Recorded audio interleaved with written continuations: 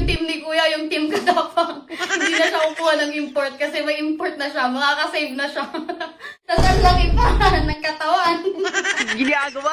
So, kung titignan nyo siya, yung balat niya lang yung kakaiba. Pero sobrang linis niya, oh. Tignan nyo yung kuko niya. Nagpa-manicure pa yan siya. Siguro ang mahal na sigil na manicurista kasi isang daliri niya pa lang, isang paa ko na. So yun mga katapag, for how many years di kayo nakakita na may jowa ako. So ngayon, dahil nagka-jowa na ako, i-reveal ko na sa inyo.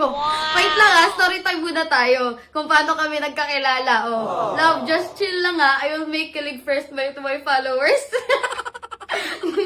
So ito na nga, nagkakilala kami sa isang app. Ano yun? Monkey app!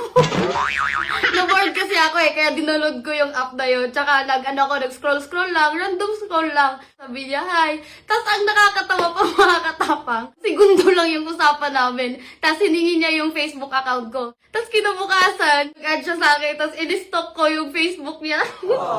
Tapos ayun, nakita ko yung message niya. Sabi niya, hi, do you remember me? Oh, come on.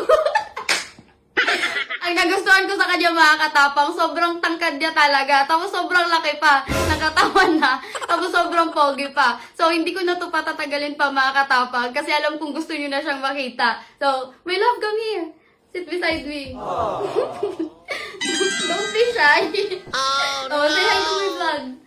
Hi. Oh. Sana all. Di ba ang lalim ng boses? At isa sa nagustuhan ko mga katapang, yung buhok niya. Oh, my love, can you take off your hat?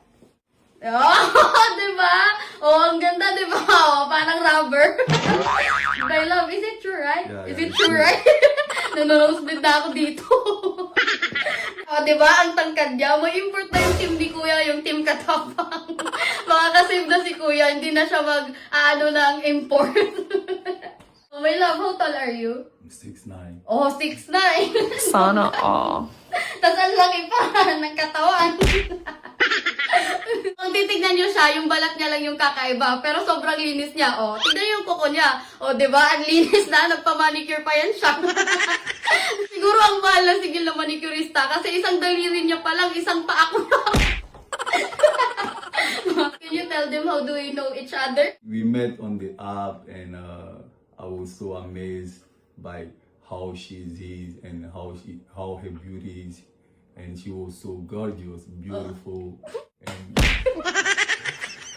I fell in love. So That's all.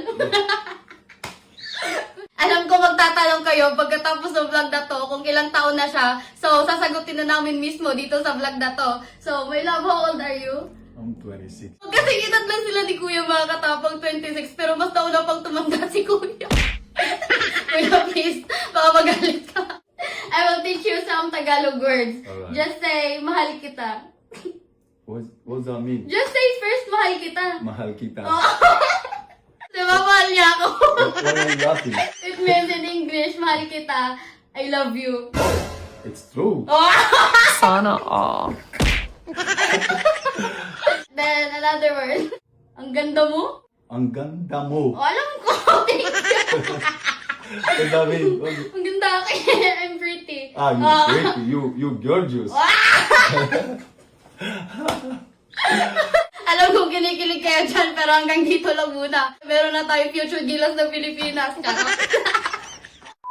Mag-ingat kayo sa mga scam site dyan. Madaling mag-deposit, mahirap mag-withdraw. Dito sa Buenas, kahit gaano pa kalaki yung panalo mo, ma-withdraw mo talaga. Kasi nakapag-core license sila. O, tignan mo yung 10 pesos ko na bet. Umabot ng 3,130. O, dito na kayo sa nakapag-core license.